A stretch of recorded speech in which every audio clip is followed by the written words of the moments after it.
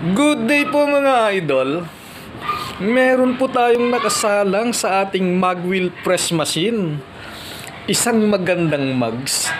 Napakaganda ng mugs na ito. Napakaganda rin po ng motorsiklo. Tawagin natin po siyang brown mugs. Ayan po, nakasalang po siya.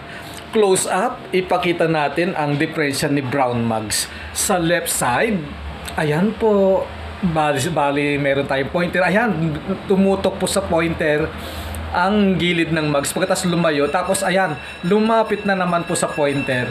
Yun po ang aalisin natin. Kailangan ma-align po natin ang mugs na ito na maalis ang UP na yan. Sa kabilang side naman, sa right side, I think check natin kung may diferensya. Meron ba? Normal, Kuya Mel? Ay, ang galing. No? Normal po ang right side. Wala pong diferensya. Kaya aayusin po natin kaagad-agad ito. Siguro mga 5 minutes. Ipapakita ko na po sa inyo na okay na po ang side ng mugs na ni brown mugs. Yun lang po. Salamat. Bye-bye.